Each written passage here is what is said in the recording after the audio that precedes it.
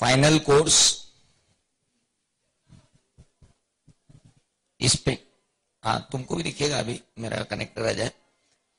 Final course supplementary study material paper 1 financial reporting, introduction of Indian accounting standard, comparative study of existing as versus Ind AS, curve outs और कार्विन्स, carve out और कार्विन्स डाल दिए गए आपके course में, Ind AS vis-a-vis IFRS, relevant for students from May 2016 examination, ऐसा bracket में बड़े बड़े अक्षरों में लिखा हुआ है। अब कोई किसी का नोटिफिकेशन कहीं का भी ला के कुछ भी बोले, मुझे उससे मतलब नहीं है। मुझे तो जो मॉड्यूल मिला है वो मुझे पढ़ाना है, और उसके बाद उस मॉड्यूल को पढ़ाना इसलिए जरूरी हो गया क्योंकि उसके अंदर जो लिखा है वो और खतरनाक है। नाउ लेट्स मूव, वापस से शुरू करते हैं। ये इंस्टीट्यूट ने लिख के भेजा, क्या हो बेटा, कहां जा रही, कहीं भी बैठ जा, कौन सा समझ में आने वाला है। नाउ अब पुराना हो गया, अब नया लाना पड़ेगा। This supplementary module has been prepared by the faculties of board of this permission of the council, ये हो गया। This supplementary study material had been prepared by the faculty of board of studies with a view to assist the student in their education while due care has been taken in preparing all this, ठीक है, concern otherwise all rights reserved। अच्छा, इसके बाद जो लिखा था वो मैं पढ़ाना चाह रहा था आपको बस। Pursuant to the announcement of the finance minister in July 2014 to adopt the Ind AS from 1516 और फिर Companies Act 2013 में जो आ गए, therefore जो इंस्टीट्यूट ने नोटिफाई किया है, Therefore, specific inclusion of Ind AS in the syllabus of paper 1, यानी इन्होंने पेपर 1 के सिलेबस में इंक्लूजन किया है। तो जब इंक्लूजन किया है तो ये वो नहीं है जो हम पहले पढ़ चुके हैं। This is included under CA curriculum has been necessary according a topic based on Indian accounting standard has been included in the final course curriculum applicable from May 2000। अब इसको तो आप डिनाई नहीं कर सकते ना, मैं क्यों, मतलब अच्छा भला आराम से था, मेरे को क्या मतलब था 1 घंटा और पढ़ाने का। लिखा उन्होंने साफ, जब लिख के भेजा है कि accordingly topic based on Indian accounting standard has been included in final course curriculum applicable from May 16 examination, accordingly it has been decided to publish a separate supplementary book containing the overview of Ind AS. अभी तक हमको सिर्फ differences मालूम थे, overview नहीं मालूम थे। Comparative study of existing AS with Ind AS हमने सिर्फ ये पढ़ा था, and carve outs and carve-ins ये हमने नहीं पढ़े थे। International financial reporting standard the main feature of this supplementary study module as under, वो उन्होंने दिया। उसके बाद the students are required to develop understanding of Indian accounting standards. What does this mean? Understanding of Ind AS, Indian accounting standard, and gain ability to apply the provision. Theory है यार, वो तो 30 page, तो इसमें सवाल कहाँ है? तो ये सप्लीमेंट्री मॉड्यूल सवाल लगाने के लिए नहीं दिया है, ये सप्लीमेंट्री मॉड्यूल कंसेप्ट अप्लाई करने के लिए दिया है। अब इसमें दिए हैं कंसेप्ट और अप्लाई करवाऊंगा मैं, इसलिए मेरे को 30 दिन आपको लेके बैठना पड़ेगा, क्योंकि जब कंसेप्ट अप्लाई होंगे तो न्यूमेरिकल क्वेश्चन पे अप्लाई होते कंसेप्ट, थियरी की थियरी पे अप्लाई नहीं होते concept. Please make it sure, साफ लिख दिया उसने।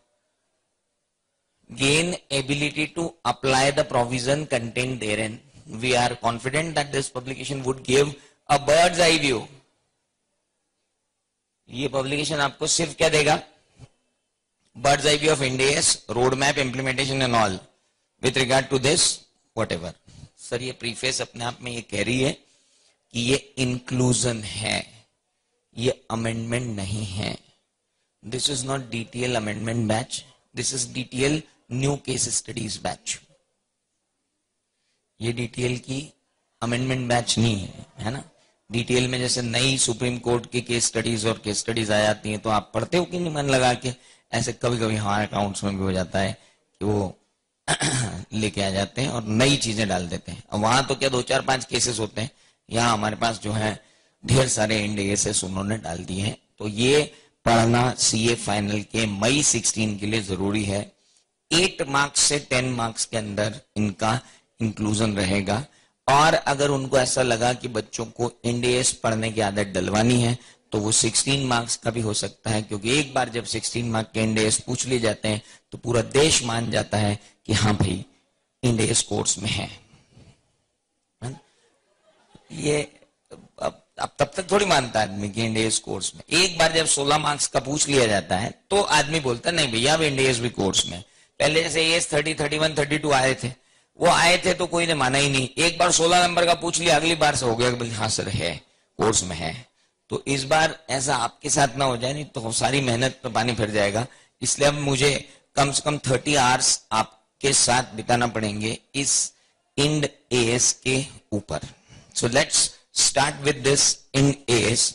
और इंड एएस जो अपने को करना है, will start.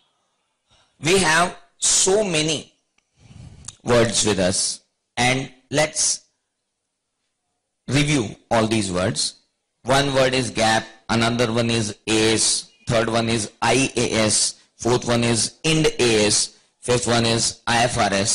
So though we know that what these words means to us, but let's have a quick recap of all these words. First one is known as gap. Generally accepted accounting principle. It's the biggest term amongst all these things. इन सब के अंदर सबसे बड़ी term जो है वो क्या है? That is gap. That is generally accepted accounting principles. Generally accepted accounting principles may be national, may be international. Till this date we have nationally gaps as accounting standards.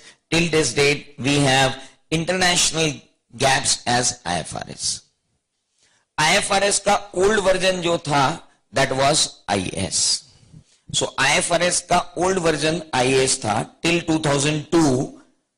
IAS were there and then IAS भी took over the IASC, that is called Indian Accounting Standard, International Accounting Standard Committee had been taken over by International Accounting Standard Board. So whatever accounting standard issued by IASC will become within the domain of IASB, and IASB is issuing a new series. This is the old series of international standard. This is a new series of international standard. That means IFRS is a new series of international standard. IAS is the old series of standard. Now IAS are being repealed and in their places IFRSs are coming. So that is a recap what we learned earlier on certain occasions, that what we mean by IFRS and what we mean by IAS. So IFRS and IAS are international gaps. Now we can say in India we at present have accounting standard, and the next generation gaps in India would be the IND AS. What are these IND AS? IND AS exactly क्या है? कुछ नहीं है. IND AS is Indianized version of IFRS and IAS.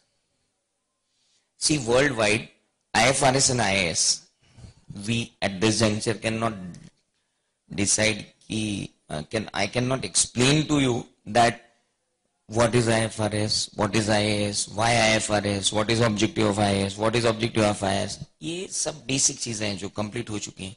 हम सिर्फ अब यहां से एक फ्लाइट लेना चाहते हैं, because we have to decide a certain level point जिसके बाद ही हम बात कर पाए. IFRS और IAS G20 कंट्रीज के कारण, G20 समिट होती है, G20 कंट्रीज का एक ग्रुप होता है जिसमें सारे 20 कंट्रीज के और जोग्राफिकल लोकेशंस के फाइनेंस मिनिस्टर्स होते हैं और उनके बैंक के, सेंट्रल बैंक के ऑफिसर्स होते हैं. उनकी एक समिट होती है और ये G20 समिट में जितने भी कंट्रीज आती हैं इन सब ने अपना एक कमिटमेंट लिया हुआ है that they all should have one accounting language. उनकी सबकी एक अकाउंटिंग लैंग्वेज रहेगी and that accounting language should be IFRS. लेकिन कुछ कंट्रीज ने कहा कि we can not adopt IFRS और IAS. We can not adopt IFRS और IAS एग्जैक्टली. हम IFRS और IAS एग्जैक्टली अडॉप्ट ही नहीं कर पाएंगे. क्यों? Why you cannot adopt IFRS and IAS as it is? Because they are saying that they have different framework of accounting. In India we have certain different framework of accounting. In India we have certain other restrictions where we cannot adopt IFRS and IAS, वो क्या है वो अपन देखेंगे। तो हमने कहा साहब हम IFRS और IAS को एज इट इज नहीं अडॉप्ट कर सकते। पाकिस्तान ने कर लिया चलेगा, नेपाल कर लेगा चलेगा, श्रीलंका कर लेगा चलेगा, बांग्लादेश कर लेगा चलेगा, यूएस कर लेगा चलेगा, लेकिन हम एग्जैक्टली उनको अडॉप्ट नहीं कर पाएंगे। हम लेंगे तो सही, but we should have certain amendments, और वो सर्टन अमेंडमेंट्स का ही नाम क्या होता है, carve outs and carve ins. Certain amendment होता है ना, they are called carve outs and carve ins. मतलब ये है that if you want to become international, आपकी एंटिटी अगर इंटरनेशनल बनना चाहती है तो दो तरीके से इंटरनेशनल फाइनेंशियल रिपोर्टिंग स्टैंडर्ड्स को अडॉप्ट कर सकते हैं, या तो एज इट इज या फिर certain modifications. If you are going with as it is तो हम आपको कहेंगे you are adopting IFRS, that is called adoption of IFRS. And if you are not adopting them as it is, you are giving certain modifications, और modifications को modification ना बोलकर अब हम क्या बोलेंगे, carve-ins and carve-outs. Carve-ins मतलब कुछ चीजें ऐड करना, carve-outs मतलब कुछ चीजें उसमें से हटा देना। So if you are going with carve-ins and carve-outs, it would be treated as modified. So if you are having modified version of IFRS, that will be known as what? Ind AS. So it's very clear what is Ind AS. Ind AS is nothing but modified format of IFRS which is customized for the Indian enterprises. Indian enterprises के लिए हमने जो customize किया IFRS को, IAS को, IAS और IFRS दोनों को कस्टमाइज करके इंडियनाइज्ड फॉर्मेट में जब हम लेके आए तो हमने उसको क्या कहा, Ind AS. And what is AS? AS were the accounting standard which were not adopted, but they are not adoption of IAS. They were originally prepared. There were numerous carve-ins and carve-outs in accounting standard. Accounting standard is a localized version of international accounting standard, जिसमें हमने अपनी मर्जी से जो भी कार्विन्स और कार्वआउट्स डालने थे वो डाले थे। कार्विन्स एंड कार्वआउट्स जब मैग्निफिसेंट लेवल पर हो तो हम उसको कन्वर्जेंस नहीं कह सकते। सी, एक वर्ड होता है IFRS कंप्लायंट होना। एक कंट्री IFRS कंप्लायंट है या नहीं है, इसका डिसीजन तब होता है जब वो कंट्री ये बताने में सक्षम होती है कि उसने IFRS को या तो क्या कर लिया है, अडॉप्ट कर लिया है, या IFRS से वो कन्वर्ज हो गई है। कन्वर्ज मतलब विथ सर्टन मॉडिफिकेशंस, सर्टन मतलब few modifications. If you are going with few modification तो हम कहेंगे आप किस में चले गए हो, कन्वर्जेंस में। इंडिया किस में गया, कन्वर्जेंस में। पाकिस्तान किस में जा रहा है, पाकिस्तान किस में गया, अडॉप्शन में। इंडिया किस में गया, कन्वर्जेंस में। लेकिन दोनों कंट्रीज क्या कहलाएंगी, IFRS कंप्लायंट। अभी मैं आपको सिर्फ कर्टन रेजर दे रहा हूं। IFRS कंप्लायंट कंट्री होना मतलब क्या, IFRS कंप्लायंट कंट्री होना मतलब या तो IFRS को अडॉप्ट कर लेना या IFRS को कन्वर्ज कर लेना। तो क्या सर हमने अब तक Ind AS नहीं लगाए और हमने सिर्फ AS लगाए थे, तो क्या हम IFRS या IAS कंप्लायंट नहीं थे? बिल्कुल नहीं थे, क्योंकि हमने जो AS लगाए थे वो अपनी मर्जी के लगाए थे। हमने उसमें बहुत सारे मॉडिफिकेशंस किए थे। हमने फेयर वैल्यू मॉडल को अडॉप्ट ही नहीं किया आज तक इन अकाउंटिंग स्टैंडर्ड्स में। तो उनको हम ये नहीं कह सकते कि we are internationally compliant with IAS। तो we were not compliant with IAS। Sir एक कंफ्यूजन दूर कर दो, कभी आप IAS बोलते हो, कभी आप IFRS बोलते हो। भैया ब्रॉडली अगर बोलूं तो IFRS इंक्लूड्स IAS, नेरोली बोलो तो IFRS is new series of standards. New series of standards को क्या बोलूंगा, IFRS। तो अब अगर मैं कभी भी IFRS बोल रहा हूं तो आपको यही मानना है that it they are including IAS। So whenever I talk about IFRS, तो IFRS इंक्लूड्स IAS। तो AS कंप्लाई करने से आप इंटरनेशनली कंप्लायंट नहीं बनते। You are not internationally compliant if you are internationally compliant with IFRS if you are adopting AS. So for that we got a new series which is known as Ind AS. So how many words we have clarified today? अभी हमने जो clarify किया वो ये, that gap is the biggest word which includes all such generally accepted accounting principles. There may be two generally accepted accounting principle, international and local. International में होते हैं IFRS and ISS, local में होते हैं दो, purely local and IFRS compliant. So अगर purely local हुए तो वो क्या हो जाएंगे AS, और इफ IFRS compliant में कन्वर्जेंस के थ्रू गए तो क्या आ जाएंगे NDS. So simple. This is the way we are going forward. Now comes G20 जो है is responsible for taking all this thing. The G20 country, G20 summit, कई बार यह नाम सुनने को मिलता है. So who are G20? So that is, it is group of 20 is made up of the finance minister and central bank governors of 19 countries and European Union. There are 19 different countries and one European Union. So they all become 20. Argentina, Australia, Brazil, Canada, China, France, Germany, India, Indonesia. These are all emerging economies. Italy, Japan, Mexico, Russia, Saudi Arabia, South Africa, Republic of Korea, Turkey, United Kingdom and United States of America. जो leading economy है वो और जो emerging economy है वो, उन सबको मिला करके उन्होंने G20 समिट किया. और G20 समिट पहली बार हुआ, उसके बाद से G20 समिट होता रहता है बार बार. और ये G20 ग्रुप जो है वो वर्ल्ड ओवर आपके ट्रांजैक्शंस को लेके आ रहा है, ग्लोबलाइजेशन का एक पार्ट है. अब सीधी सी बात है कि अगर आप ग्लोबलाइजेशन में जा रहे हो तो आपको डेफिनेटली आपके अकाउंटिंग रूल्स एक ही रखना पड़ेंगे, नहीं तो एक कंट्री के फाइनेंशियल स्टेटमेंट दूसरी कंट्री के फाइनेंशियल स्टेटमेंट को से कंपैरेबल ही नहीं रह पाएंगे, तो आप बिजनेस कैसे कर पाओगे. For that we need G20 summit का. G20 ने बाकायदा डिस्कस किया इन मैटर्स पर, और G20 ने फिर एक कॉल किया कि अरे ग्लोबल अकाउंटिंग स्टैंडर्ड्स बनाओ, और उसके लिए IASB को ऑथोराइज किया that they should go with the international accounting standard so that every country can follow. तो IASB ने 2003 से IFRS देना शुरू किए, जो अब जाकर मैच्योर्ड हो गए और सारे IFRS तैयार हैं, और अब हम सब उनको अडॉप्ट करने के लिए तैयार हैं या उनसे कन्वर्ज करने के लिए तैयार हैं. Now comes the road map, जिसके बारे में हमको बात करनी है. What is road map of Ind AS? Ind AS का road map क्या होगा? I always prefer कि हम कहां से पढ़ें. We should start with road map. अगर हम स्टार्ट करें तो बेटर होगा कि हम रोड मैप स्टार्ट करें विद द कंपनीज नोटिफिकेशन जो आया था वहीं से. I always prefer that we should go with the notification. What that notification says? Just a minute.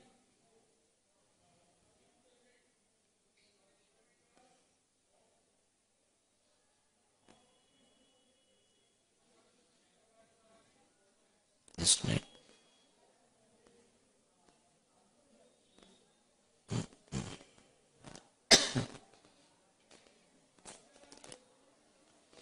Full all such Ind ASs have been notified. पहले ये निकल जाए Hindi, then I'll start with English.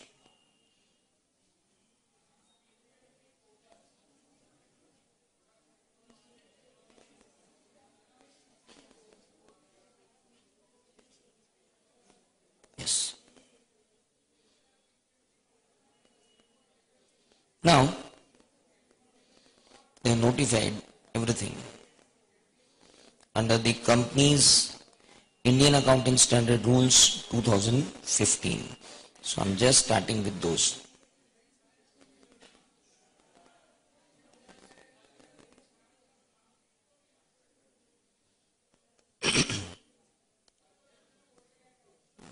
Deepak sir, बाप रे क्या पढ़ाते हैं यार.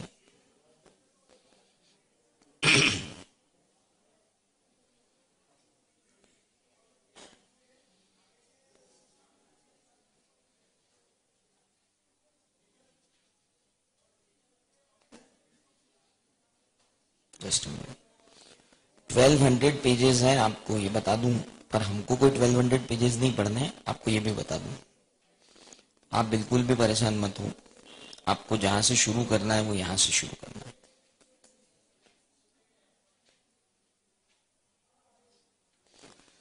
February 16, 2015. This is the notification which is culprit for your inclusion of everything in your course. This is ये 30 आवर्स का कोर्स बनाने के लिए ये जिम्मेदार है, इसको ढंग से देख लो. Short title, and that is known as companies Indian accounting standard rules 2015. Companies Indian accounting standard rules 2015.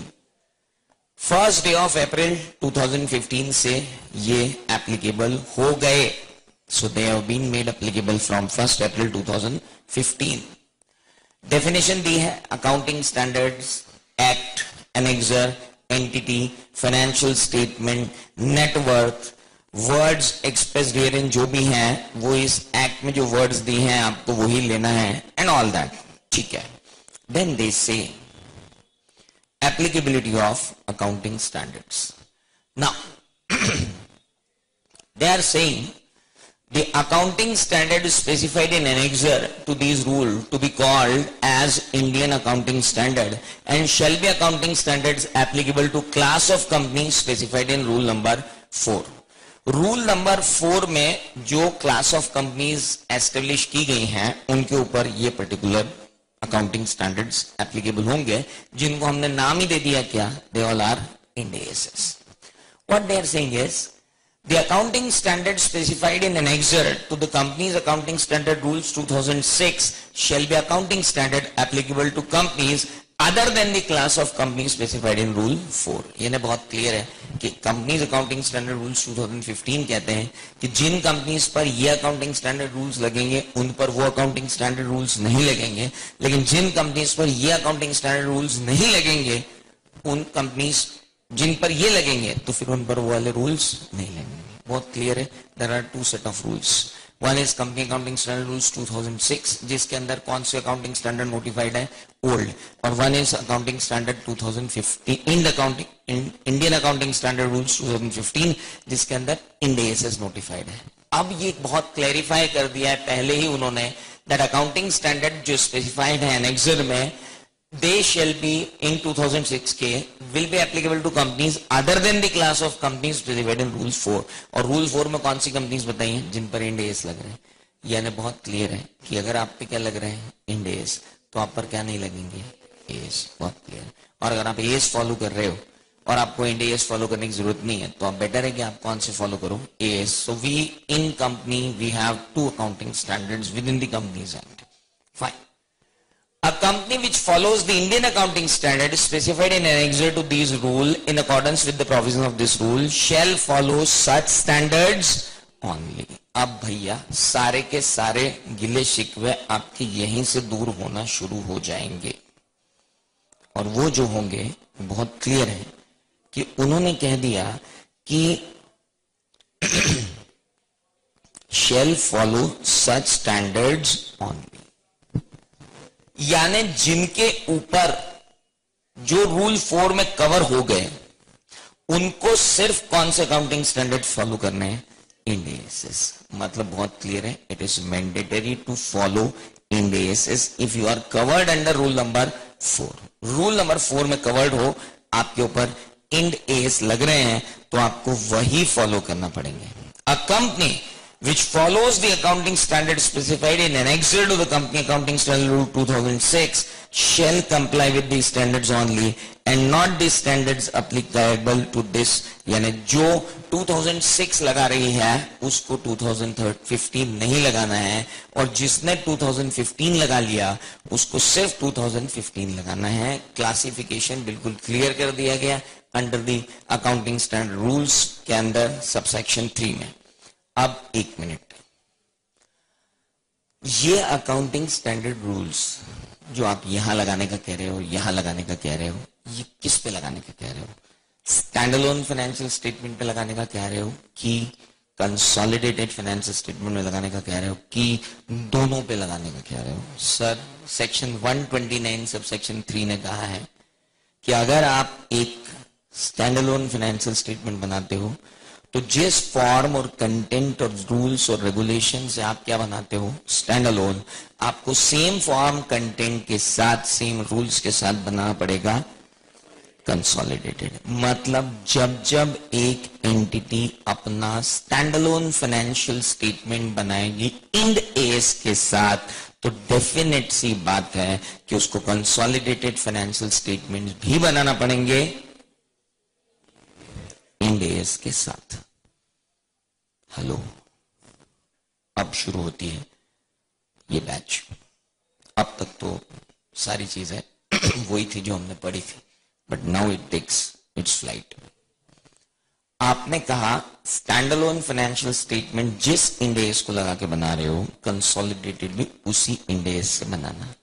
Sir, rule 4 जो आप दोगे उसमें कंपनी स्पेसिफाई करके दोगे, तो डेफिनेट सी बात है कि आपको लॉजिकली एक बात तो अपने रूल में रखनी पड़ेगी कि अगर होल्डिंग कंपनी पे इंड एस लग गया तो उसकी सब्सिडरी, उसके जॉइंट वेंचर और उसके एसोसिएट पे तो इंड एस लगाना ही पड़ेगा, क्योंकि अगर आपने वहां इंड एस नहीं लगाया तो फिर कंसोलिडेशन कैसे करोगे? तो लॉजिक तो बहुत क्लियर है ना कि अगर आपको कंसोलिडेशन करना है तो यू नीड टू, तो ये रूल में कहीं ना कहीं लिखा होगा, आज नहीं भी लिखा होगा तो लिखना पड़ेगा, उनको मर जाएंगे नहीं तो कंसोलिडेशन करेंगे कैसे?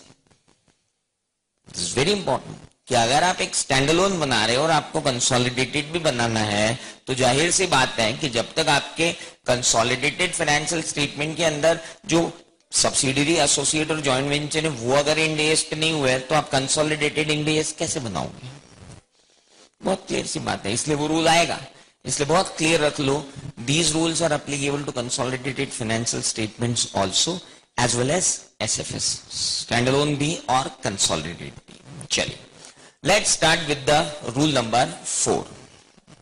Rule number 4 says sorry, rule number 4 पे बाद में आते हैं। हाँ, rule number 4 पे आ रहे हैं। rule number 4 says obligation to comply with the Indian accounting standards. किन के लिए obligation है Indian accounting standards को comply करना?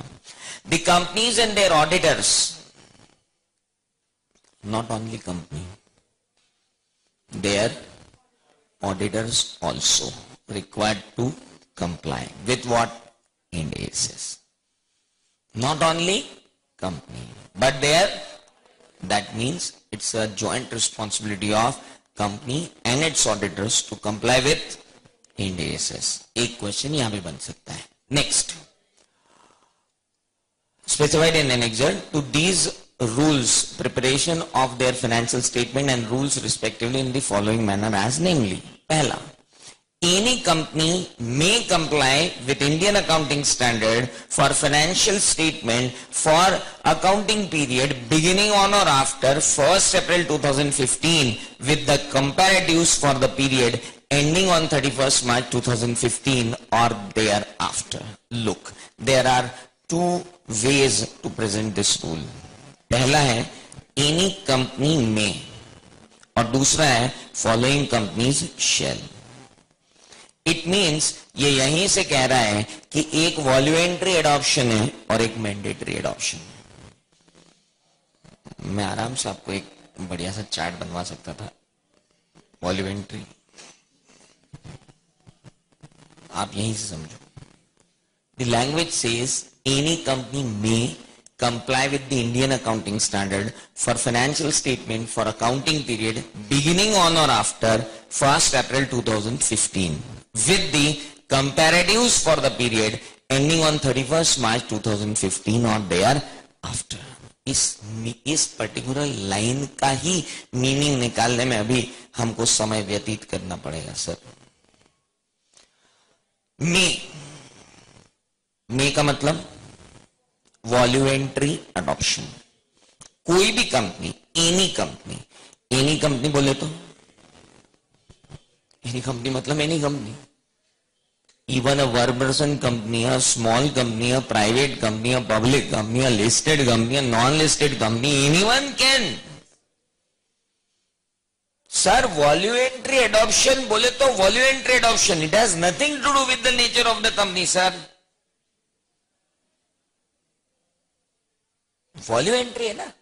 में आप चाहो तो, कोई भी कंपनी चाहे तो it can comply with end S for financial statement for accounting period beginning on और आफ्टर 1st April 2015, यानी चाह के भी 1st April 2015 से पहले शुरू होने वाले अकाउंटिंग पीरियड्स के लिए आप इंड एस नहीं लगा पाओगे। वॉल्यूंटरी चाहो तो भी नहीं।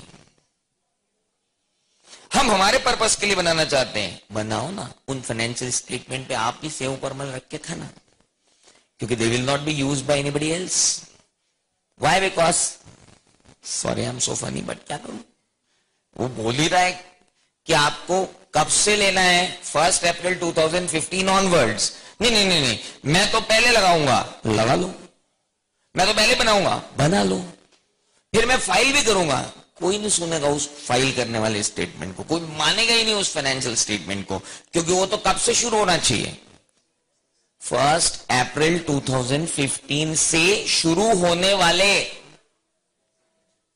फाइनेंशियल ईयर लिख रहा ना भाई, बिगिनिंग ऑन और आफ्टर 1 अप्रैल 2015, यानी जिसका अकाउंटिंग पीरियड 1 जनवरी 2015 को शुरू हुआ, they cannot voluntary adopt the Ind AS.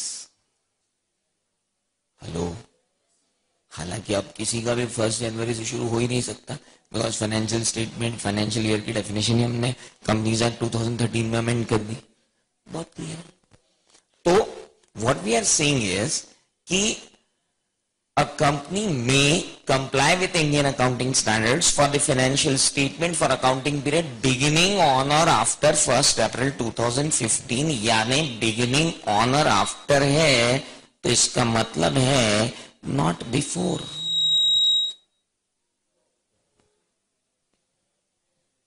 Before तो जा ही नहीं सकते आप. ओ उधर, सॉरी मैंने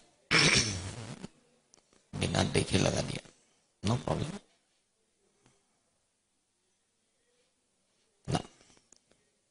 1 April beginning on or after 1 April 2015 with the comparatives for the period ending on 31st March 2015. Sir अब तो आप मर गए, अब आप कैसे बोलोगे? रुको तो सही. तुम अगर 1 अप्रैल 2015 से वॉल्यूमेंट्री अडॉप्ट करना चाहते हो, क्या इंड एस, तो करो, लेकिन जो प्रीवियस ईयर का कॉलम है उस पे भी इंड एस के फिगर चाहिए.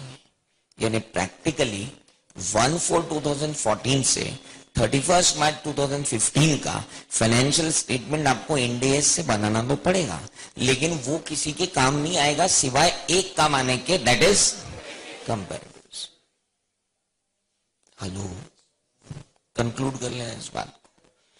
1 अप्रैल 2014 से 31 मार्च 2014 का फाइनेंशियल स्टेटमेंट तुमने अगर इंड एस के हिसाब से प्रिपेयर भी कर लिया, that will not be acceptable by any one of the authorities, but it will always help you for first voluntary adoption of Ind S.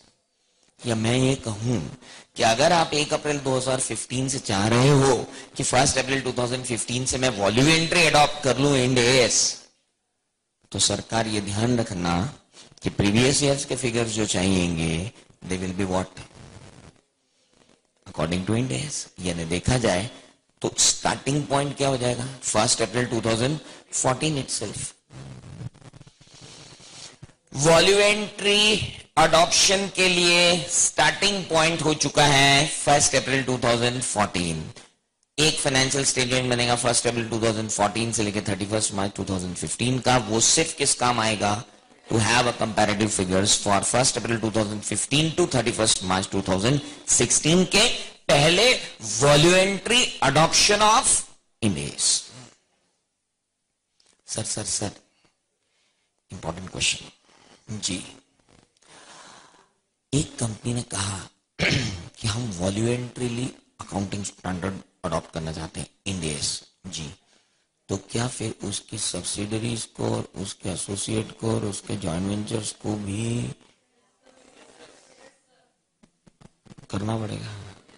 तुमने तो वॉल्यूमेंट्री निपटा लिया बबलू, उनके लिए मैंडेटरी हो जाएगा. तुम्हारे लिए तो क्या है, वॉल्यूमेंट्री, क्योंकि तुम तो होल्डिंग कंपनी हो, योर पेरेंट कंपनी.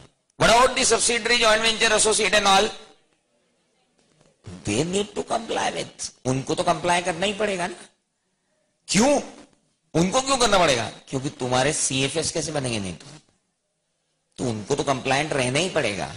यानी बहुत क्लियर है, अगर होल्डिंग कंपनी क्या कर रही है, इंड एस फॉलो कर रही है वॉल्यूंटरीली, तो उसकी पूरी ग्रुप कंपनीज को क्या फॉलो करना पड़ेगा? End S. ये एक बहुत बड़ा हर्डल है वॉल्यूंटरी अडॉप्शन के लिए, बहुत इंपॉर्टेंट है ये point. Sir holding, we have decided क्या holding company will follow voluntary the Ind AS, but subsidiary and joint ventures are not following Ind AS because it is voluntary and they don't want. Sir अब ये उनके decision पर रहा ही नहीं, it all depends on the decision of holding company. Sir subsidiary company want to follow Ind AS voluntary, but holding does not, चलेगा। ऐसे मत देखो यार, आप ऐसे नहीं देख सकते मुझको कि ये क्या बोल गए आप। अरे एक सब्सिडरी है, वो कह रही है हम इंड एस फॉलो करेंगे, इज इट रिक्वायर्ड कि होल्डिंग कंपनी को इंड एस फॉलो करना पड़ेंगे? सर सब्सिडरी को कंसोलिडेशन फाइनेंशियल स्टेटमेंट बनाना पड़ेंगे। पूछो ये किसने कहा? भैया सब्सिडरी को तो उसके स्टैंड अलोन बनाना है, वो अपने स्टैंड अलोन में क्या लगा बना रही है? End S. तुमको क्या करना है? तुम हो होल्डिंग, तुमको उसको कंसोलिडेट करना है, तो तुमको उसको बोलना पड़ेगा तू अपनी इंड एस के हिसाब से बैलेंस शीट बना ले, लेकिन मेरे लिए एएस के हिसाब से बैलेंस शीट चाहिए ताकि मैं क्या कर पाऊं? कंसोलिडेट। तू इंड एस फॉलो कर रहा है इसलिए मुझे इंड एस फॉलो करना जरूरी नहीं। Mind it very carefully. कृपा करके इस कॉपी को और मेरे लेक्चर को संभाल के रखना। Don't get it viral, you know. Nobody started teaching in this manner, nobody, and nobody cannot for next 6 months, क्योंकि ये क्वेश्चन जो मैं दूंगा ये बिल्कुल नोवल क्वेश्चन है। अब सारे सेंटर्स के लिए भी बोल रहा हूं मैं, सारे वीडियो सेंटर्स के लिए भी बोल रहा हूं कि भैया मैं जो पढ़ा रहा हूं उसको कृपा करके थोड़ा सा सीक्रेट रहने दो यार, थोड़े दिन तो मेरे लेक्चर सीक्रेट रहने दो प्लीज। आपसे हाथ जोड़ के निवेदन है कि अगर आपने मोबाइल में रिकॉर्ड भी किया तो अपने तक ही रखना, किसी और को मत देना, क्योंकि ये मेरी मेहनत है और आपकी मेहनत है। अभी किसी ने चालू नहीं किया इंडिया में पढ़ाना, और सब यही वेट कर रहे हैं कोई तो स्टार्ट करे। And I started. If I started, then everybody is after me. Everybody is after me. What he is teaching? So I am teaching, sir. I am teaching with all these questions which were never in market before. What I am teaching, ये जितने भी question है मैंने खुद नहीं पढ़ा है आज तक, तो मार्केट में कहां से आएंगे? ये सारे क्वेश्चंस जो हैं, these all questions have to, ये सारे क्वेश्चन आएंगे कि एक होल्डिंग कंपनी कह रही है कि हम इंड एस लगा रहे हैं वॉल्यूंटरी, सब्सिडरी कह रही है हम नहीं लगा रहे हैं, भैया लगाना पड़ेंगे। एक सब्सिडरी कह रही है कि हम वॉल्यूंटरी अडॉप्ट कर रहे हैं, होल्डिंग कह रही नहीं करना, मत कर, लेकिन तेरी सब्सिडरी से बोल कि वो नॉर्मल फाइनेंशियल स्टेटमेंट में बनाए, क्योंकि तुझे क्या करना है? Consolidation. That is important. So रुको 1 मिनट, मैं पढ़ा दूं फिर 2 मिनट बाद। सो कंपैरेटिव्स भी देना पड़ेंगे, मतलब सब्सिडरी तुमने वॉल्यूंटरी अडॉप्ट किया होल्डिंग, तो सब्सिडरी के भी 2 financial statement end S compliant होना चाहिए, एक तो इस साल का और एक कंपैरेटिव। हेलो, इसको कौन करेगा? ये किसको ऐसी इच्छा हो जाएगी कि अपन कर लें, क्योंकि इच्छा की कॉस्ट भी बहुत ज्यादा है। स्टेटस अपडेट कर ले आदमी अपना, किसी के पास हो करोड़ों रुपए तो करो, नहीं तो ये कंप्लायंट बनाना और 2 साल की फाइनेंशियल स्टेटमेंट कंप्लायंट बनाना is a big thing. The following company shall comply, shall बोले तो should, with Indian accounting standard for the accounting period beginning on or after 1st April 2016 with a comparative 31st March 2016. Comparative आपको कौन से देने? 31st March 2016 के. You have to give 31st March 2016. 1st April 2016 with the comparatives for the period on 31st March 2016 or thereafter. तो ठीक है. Shall मतलब should. In days period beginning on or after 1st April 2016. अब 1 अप्रैल 16 सो यार अभी क्या दिक्कत है? 1 अप्रैल 2016 आएगा, उसके बाद अपने लिए मैंडेटरी. बाबू 1 अप्रैल 2016 के लिए मैंडेटरी है, तो 1 अप्रैल 2015 से तो कंपैरेटिव बनाना मैंडेटरी हो गया. यानी आपको तैयारी तो अभी से शुरू करनी पड़ेगी उन कंपनीज को जो यहां लिखी हुई हैं. इन कंपनीज का स्टार्टिंग पॉइंट ऑलरेडी निकल चुका 1 अप्रैल 2015। क्यों? प्रीवियस ईयर की फिगर देने हैं, प्रीवियस ईयर की फिगर देने हैं, तो आप इधर आ जाओगे। तो which company require to give, which company is there which is necessary to comply with these provisions? So 1st April 2016 with the comparative period of ending 31st March 16 onward, namely पहला, companies whose equity or debt securities are listed or in process of being listed on any stock exchange in India or outside India and having a net worth of rupees 500 crore rupees or more। मेरा तो heart fail ही हो गया था जब उसने शुरू में बोला, फिर मुझे ध्यान आया कि नहीं नहीं यार, यहां पे इन्होंने एंड लिखा है, अगर ये एंड नहीं लिखते तो निपट जाते। हेलो हेलो, और नहीं है वो, एंड है। एंड है मतलब तुमको पहले तो क्या होना जरूरी है? Listed. Either you should be listed in India or outside India, or going to be listed in India or outside India, plus having net worth of rupees 500 crore rupees or more. एक मिनट, यानी इस कंडीशन को देखूं तो either one follow हुई तो you are not required. Sir हमारी net worth तो जबरदस्त है, नेटवर्थ तो हमारी 500 करोड़ रुपीज के ऊपर है, but we are not listed. इस अभी नीचे नहीं गया, इस कंडीशन के हिसाब से बात करें तो सर अगर आप नेटवर्थ 500 करोड़ और मोर है, लेकिन आप क्या नहीं हो? लिस्टेड नहीं हो, अनलिस्टेड ही हो। 500 करोड़ लिस्टेड ही नहीं, क्यों? लिस्टेड होना जरूरी है। हर बाप दादा का बहुत पैसा है हमारे पास, हम पब्लिक कंपनी बनाई जरूर है हमने, लेकिन हमने लिस्टिंग नहीं करवाई उसकी, और नहीं हम पब्लिक इशू लेके आए कोई बहुत बड़ा। हमारी closely held public limited company है, पब्लिक लिमिटेड कंपनी। टर्नओवर हमारा कितना है? 600 crore, but we are not listed. जरूरी थोड़ी लिस्टेड होना चाहिए। तो आप ऐसी एंटिटीज जो लिस्टेड नहीं, या ऐसी एंटिटीज जो लिस्टेड तो है लेकिन उनकी नेटवर्थ 500 करोड़ के बराबर या ज्यादा नहीं है, 500 करोड़ और more, make it sure, sorry rupees 500 crore और मोर। तो भैया दो, पहला ये प्लस ये, एंड लिखा है और नहीं। Companies whose equity or debt securities are listed are in process of being listed in any stock exchange in India or outside India and having net worth of rupees this. Okay. Second, companies other than those covered by A of clause 2 of subrule 1 and having net worth of rupees 500 crore or more. ये क्या हुआ? ऊपर से तो हम क्या conclude करके आए? दोनों जगह क्या है? एंड। लेकिन नीचे आके पता लगा कि ये कह रहे हैं companies other than those covered by sub clause A of clause 2 of sub rule 1 and having worth net worth of rupees 500 crore और मोर।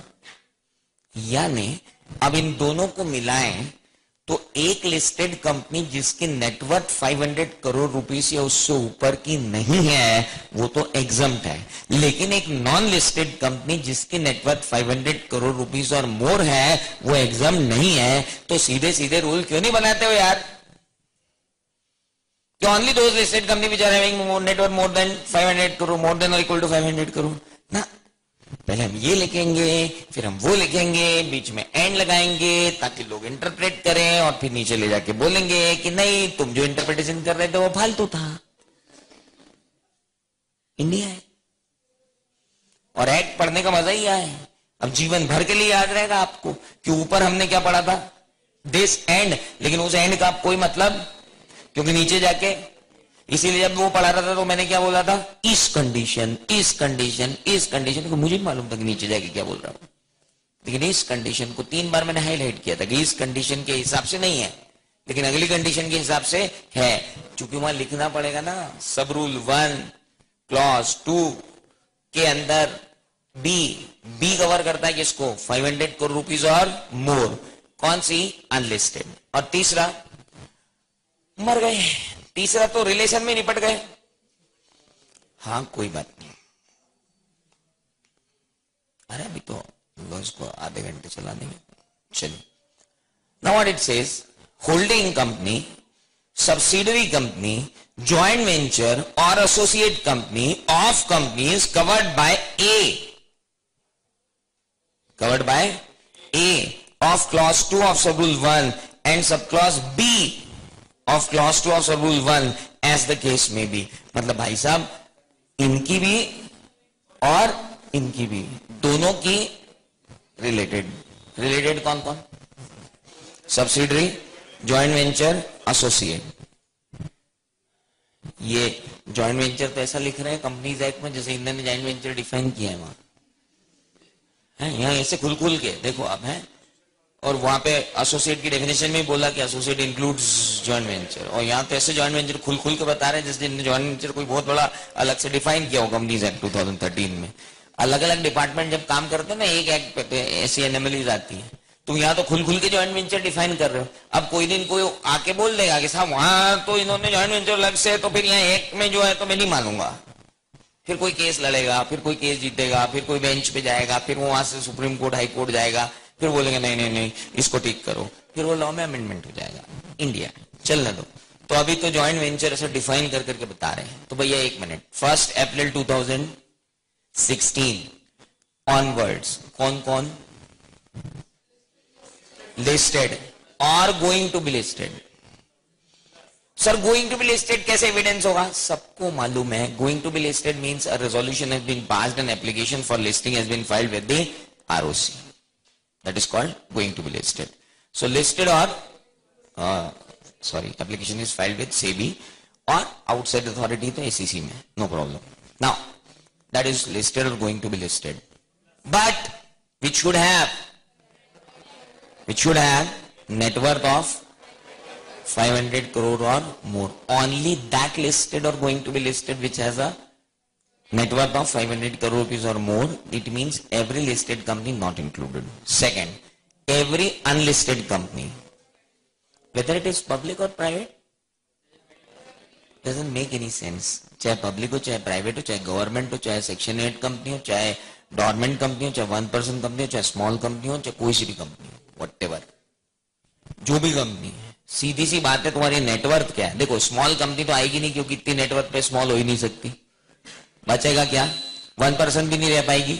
उसके बाद बात करें हम तो we can have only private companies and public companies which may have this net worth of 500 crore और more, ठीक है।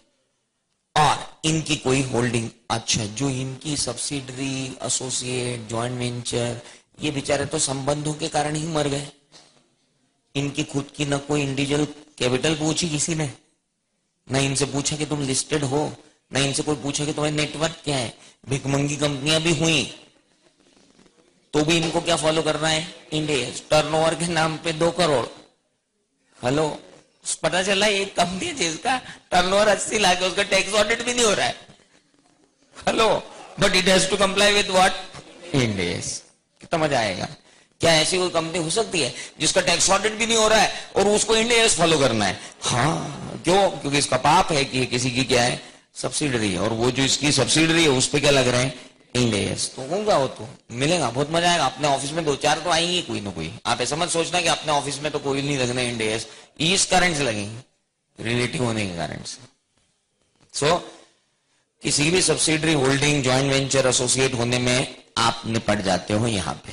अब सर आप तो एक बात बता दो कि ये नेटवर्थ जो देखनी है, ये नेटवर्थ कैसे देखनी? मतलब कब की तो छोड़ो, वो तो सबको मालूम है कि कब की, मतलब तो 1/4/2016 जब से आप लगाओगे उस साल के ऑडिटेड 31 मार्च 2016 की audited financial statement, that is known to everybody. Question एक मैं आया, एक बात बताओ, नेटवर्थ कैसे कैलकुलेट करूं? मतलब पहले इंडेस लगाऊं और एक बैलेंस शीट बनाऊं? कंपेरेटिव के लिए तो बना ही रहा हूं ना। कंपेरेटिव के लिए बना रहा हूं, कितना प्यारा क्वेश्चन बनेगा कि कंपेरेटिव के लिए आप क्या बना रहे हो, इंड एस की बैलेंस शीट, उसके हिसाब से नेटवर्क चाहिए कि बिना कंपेरेटिव के जो बैलेंस शीट बन रही है उसके हिसाब से नेटवर्क चाहिए? कुछ लोगों को समझ नहीं आया, ये कहां फ्लाइट ले गया आदमी। अरे सर मेरी फ्लाइट कहीं नहीं गई, अभी यहीं खड़ी है, रुको। क्या बोला मैं? आपको 1/4/2016 से लगाने? हाँ सर लगाने। लगाने क्यों है? बोल नेटवर्क निकालो। नेटवर्क कैसे निकालो? इंडिया के हिसाब से कि पुराने एएस के हिसाब से? दादा पुराने एएस के हिसाब से। कोई नया इंडियस तो आपके लगने ही तब शुरू होंगे जब पुराने एएस के हिसाब से जो फर्स्ट बार आप करोगे तब। सर 2016 में तो कुछ हुआ नहीं सर, फिर 17 में हुआ। मैं तो इंडेक्स लगाऊंगा ही नहीं, क्योंकि आपने तो पूरी जगह एक्ट में लिखा 2016।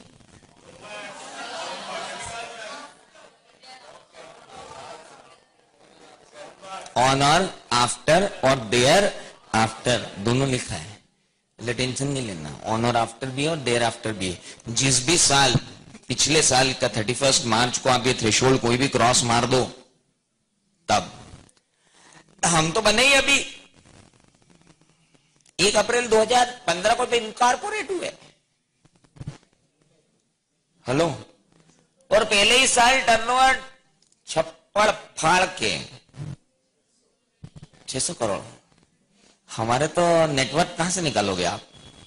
है हमारी नेटवर्क है 1000 करोड़ की। पिछला साल ही नहीं है सर, पिछला साल ही नहीं है। एक मिनट यार, देखो पढ़ने के 2 तरीके होते हैं, या तो चार्ट बनाओ और घर भाग जाओ, या फिर आप मेरे साथ डिस्कस करो। 2 तरीके होते हैं पढ़ने के, और मैं दूसरा तरीका ही प्रेफर करता हूं। अभी चार्ट बनवा के घर भगवा सकता था, तो चैप्टर ही खत्म हो जाता, अभी तो पता ही नहीं चलता कब कौन सा कान लग गया। इंपॉर्टेंट तो अब ये है, वो है कंपनी आके खड़ी हो गई, भाई साहब हमारी नेटवर्क 700 करोड़। कौन बता रहा? बोलो 31 मार्च 2016 को हुई। पुरानी बता लेगा 31 मार्च 2015 की नेटवर्क क्या है? नेटवर्क का कंपनी नहीं थी। वो तेरी तुम्हारी कंपनी नहीं थी। हाँ, हम इंडेक्स लगाएं कि नहीं लगाएं?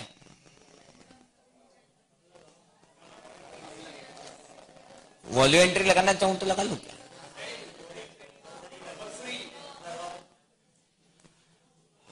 कंपलसरी है कि वॉल्यूम एंट्री है?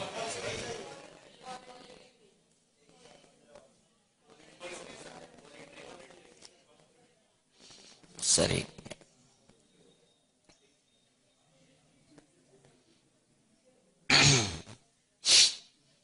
आइए मैं आपको लेके जाऊं नेटवर्क के ऊपर। For the purpose of this rule B and all. 1 minute, ठीक है? वो डायरेक्ट जहां मैं बताऊंगा वो अपन देखेंगे, अभी ढूंढ के मैं उसको निशान लगाऊंगा। लेकिन आप ध्यान रखो कि अगर आपका कोई प्रीवियस ईयर ही नहीं है तो मेरे को आपकी network beginning of the year पे देखनी है। I am not concern with your network at the end of the year. Hello, I need to consider it at the beginning of the year. I have nothing to do with the end of the year. So end of the year में आप कुछ भी हो उससे मतलब ही नहीं मुझको। आपको कंपल्सरीली एनडीएस अडॉप्ट करना जरूरी नहीं है, बेटर है बना लो, क्योंकि अगले साल तो तुमको कंप्लाई करना है। ओ मेरा अगले साल का टर्नओवर तो 200 करोड़ ही रहने वाला है। अरे भाई, और नेटवर्क 200 करोड़ ही रहने वाली है, तो भैया 200 करोड़ नेटवर्क रहने वाली हो अगले साल, उसके बावजूद भी तेरे को तो कंप्लाई करना पड़ेगा, क्योंकि मेरे को लास्ट बैलेंस शीट का क्या देखना है? नेटवर्क। तो लास्ट बैलेंस शीट में जो नेटवर्क, तो उसके बारे में बात कर।